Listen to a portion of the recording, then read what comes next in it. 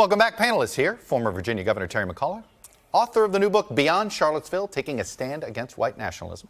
Helene Cooper, Pentagon correspondent for the New York Times. Amy Walter, the national editor for the Cook Political Report. And Rich Lowry, editor of National Review. Rich, I'm going to use your publication to kick off the conversation. Good. Jim Garrity had he has a great setup for us in this here, and he wrote this. If you choose to impeach, recognize that you're almost certain to fall well short of the 2/3 of the Senate you need to remove the president, and you may very well end up improving Trump's chances of re-election.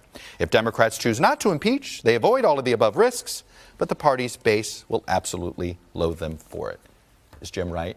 Does a conservative-leaning magazine have the Democratic dilemma right? Yeah. I don't know, because you mentioned this. You said, will they risk the wrath of the left? Yeah. The wrath where? From grassroots voters or from Twitter? Yeah. And it seems to me that the wrath is really coming from inside a bubble and not from voters. Yeah. We didn't hear this grassroots enthusiasm in 2018. We're not hearing it on the campaign trail in 2019 from Democratic voters. You talk to members on the Hill, they're not getting phone calls. They're not getting, deluged with phone calls saying, well, you all better impeach or else you've lost us. So this seems to be this very much a contained within Washington, D.C., but it's not spilling out into the broader electorate. Let's talk to a Democrat here. Terry, I'm curious, is there a voter that's sitting there going, boy, I'm likely leaning against President Trump unless the Democrats start impeachment proceedings? Absolutely not. Okay, that's a part of the political calculation I don't quite get. No. In fact, I've been traveling we do have our House and Senate up this year in Virginia. I've done 56 events. I don't think one time has the impeachment issue been raised. And the issue for Democrats is, are we going to spend all our time talking about impeachment, which we know they can't get him in the Senate? He could rob a bank and the Senate would not convict him. It doesn't matter. You don't worry about precedent? We don't have enough, I say today, precedent, or get back and talking about the issues of, the tax cut to the rich, what he's done to health care in this country, the issues of racial division that he has created in this country.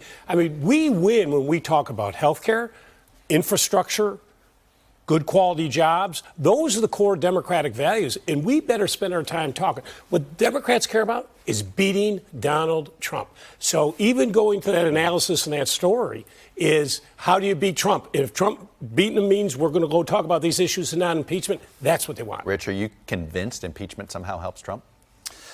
I think it hurts the Democrats, and I think that the compromise at the moment is sort of a Schrodinger cat situation where impeachment is kind of dead, but it's kind of alive at the same time. Feels like the inquiry is alive, the articles are dead. I think we're going to be in if they really split. start an inquiry, then at the end of the day, they can say, oh, no, there are no articles. So I think Pelosi's instinct has been right to stop this, try to stand in the way of this from the beginning. And you look at, I think there's a PBS poll last week.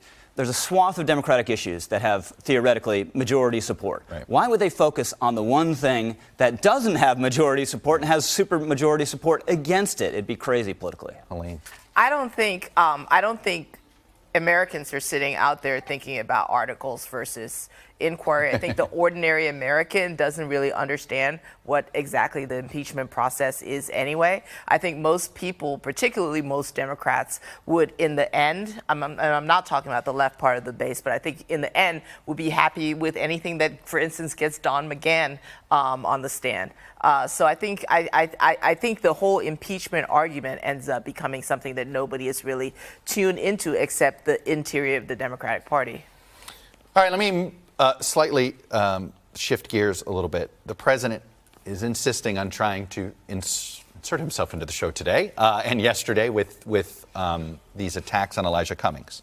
Let me put up some of the tweets. I think the initial one that we had here, what do we have up there? Guys, and let's get the initial tweet. As proven last week during a congressional tour, the border is clean, efficient, and well-run, just very crowded. Cumming District, that's his wording there from the president, is a disgusting rat and rodent-infested mess. If he spent more time in Baltimore, maybe he could help clean up this very dangerous and filthy place. Amy Walter, the Baltimore Sun, has responded with an editorial this morning that says, better to have a few rats than to be one. That's the headline there. We know what the president is doing. Yes. He does not like what the Oversight Committee is doing. He's upset about the Oversight Committee, and he's created the ultimate distraction for the entire political community, which is race. Yep. And this is what he's done since he's been a candidate, since he's been president. And this is the terrain he's comfortable on. This is the terrain he wants to fight 2020 on.